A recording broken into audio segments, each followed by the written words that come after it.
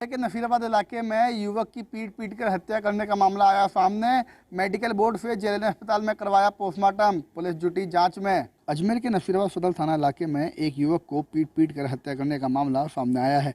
जानकारी के मुताबिक देर रात्रि में नसीराबाद के डेराटू निवासी पिंटू रावत को कुछ युवकों ने फ़ोन कर अपने घर बुलाया और उसके साथ मारपीट की। घायल अवस्था में पिंटू को जेएलएन अस्पताल पहुँचाया, जहाँ डॉक्टरों ने उसे मृत भी घोषित कर दिया। जानकारी मिलते ही मौके पर पुलिस पहुंची और पुलिस ने शव को कब्जे में लेकर के जेएलएन अस्पताल के चीगड़ में रखवा दिया। साथ ही शव का आज मेडिकल बोर्ड से पोस्टमार्टम करवाया गया और शव परिजनों को सुपुर्द भी कर दिया गया। जानकारी देते हुए परिजनों ने बताया कि 4 युवकों ने उसे रात्रि में फ़ोन कर उसको बुलाया था।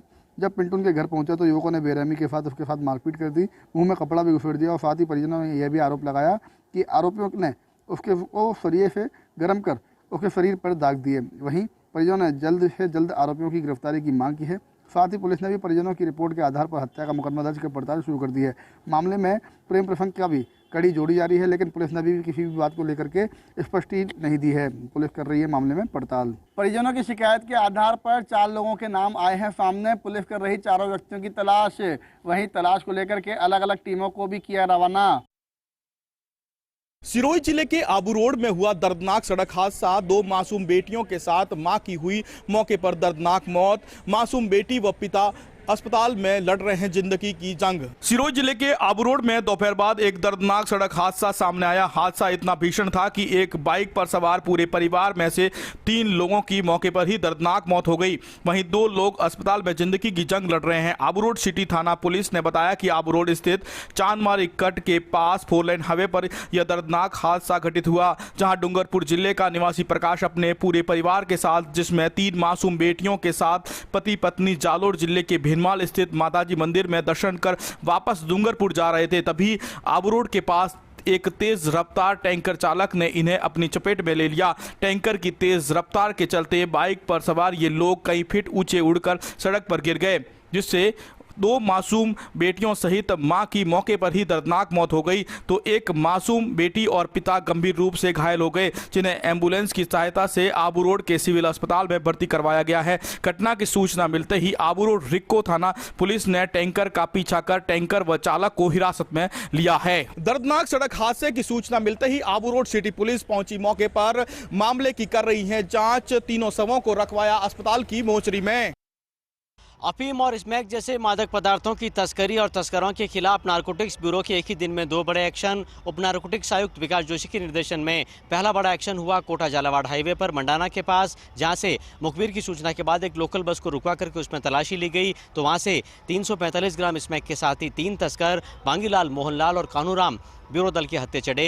ये तीनों घाटोली झालावाड़ के रहने वाले हैं और इनकी मंशा कोटा और जयपुर के अलग अलग ठिकानों पर स्मैक को सप्लाई करने की थी। तो वहीं दूसरी बड़ी कार्रवाई चित्तौड़गढ़ और जयपुर के संयुक्त निवारक दल की तरफ से चित्तौड़गढ़ हाईवे पर की गई, जहां मंगलवार और डूंगला के बीच में मुखबिर की सूचना के बाद बाइक सवार तस्करों को ब्यूरो दल ने दबोचा, तो इनके पास से तलाशी में बाइक के बैग में रखी 9 किलो से भी ज़्यादा अफीम ब्यूरो दल को बरामद हुई, जिसकी बाजार कीमत करीब 15 लाख रुपये बताई जा रही है। बहरहाल इन दोनों तस्करों राकेश और कन्हैयालाल के खिलाफ एनडीपीएस एक्ट में प्रकरण दर्ज कर लिया गया है और अफीम खरीद फरोख्त को लेकर इनसे लगातार पूछताछ हो रही है।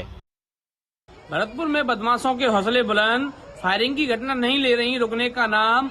भुसावर के रंदीगढ़ में बदमाशों ने एक व्यापारी से 3 लाख रुपए की लूट के बाद व्यापारी को किया घायल। जयपुर में चल रहा व्यापारी का इलाज। भरतपुर जिले के भुसावर थाना क्षेत्र के गांव रंदीगढ़ में बदमाशों ने लूट की वारदात को अंजाम दिया। बदमाश करीब 3 लाख रुपए से अधिक की नकदी और जेवरात को लूट कर ले गए। जाते जाते बदमाशों ने फायरिंग की, जिसमें गोली लगने से एक युवक गंभीर रूप से घायल हो गया, जिसे प्राथमिक उपचार के बाद जयपुर के लिए रेफर कर दिया। घटना की सूचना मिलते ही भुसावर थाना पुलिस मौके पर पहुंची और आसपास में नाकाबंदी कराई, लेकिन अभी तक बदमाशों का कोई सुराग नहीं लग पाया है। पुलिस का कहना है कि आसपास लगे सीसीटीवी कैमरे के आधार पर बदमाशों की तलाश की जा रही है। घटना की जानकारी के बाद भुसावर थाना पुलिस मौके पर पहुंची। वहीं भरतपुर से डॉग स्क्वाड की टीम को भी मौके पर भेजा गया, लेकिन पुलिस को अभी तक कोई भी बदमाशों के सुराग नहीं लग पाया है।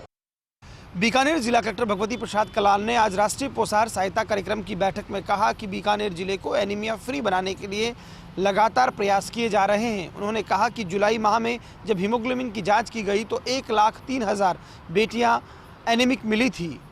अब लगातार अभियान चलाया जा रहा है, उन्हें आयरन की टैबलेट्स दी जा रही हैं और आने वाले महीनों में उनके हीमोग्लोबिन को फिर से जांच की जाएगी।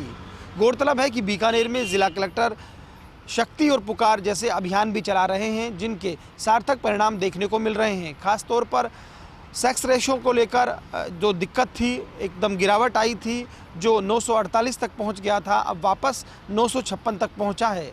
कलेक्टर इसके लिए लगातार शक्ति कार्यक्रम चला रहे हैं, तो साथ ही साथ पुकार के जरिए दूर दराज गाँवों तक में ऐसी बैठकें आयोजित की जा रही हैं जो मातृत्व पोषण पर बात की जाती हैं। कुल मिलाकर ये कहा जा सकता है कि जिला कलेक्टर भगवती प्रसाद का फोकस है कि महिलाओं, बच्चों और शिशुओं का स्वास्थ्य जो है बेहतर रहे। साथ ही साथ इस बात को भी हम समझें कि महिला किसी से कम नहीं है। आज नवरात्रि के दिन शक्ति की पूजा होती है, हमें नज़रिए में भी बदलाव लाना होगा और बेटियों के प्रति भाव को बदलने होंगे, क्योंकि बेटियां किसी भी क्षेत्र में पीछे नहीं हैं। जिला कलेक्टर का कहना था कि इस तरह के अभियानों के जरिए खास तौर पर जो ग्रामीण और दूर दराज के इलाके हैं, वहाँ पर कार्मिकों के साथ मिलकर हम काम कर रहे हैं।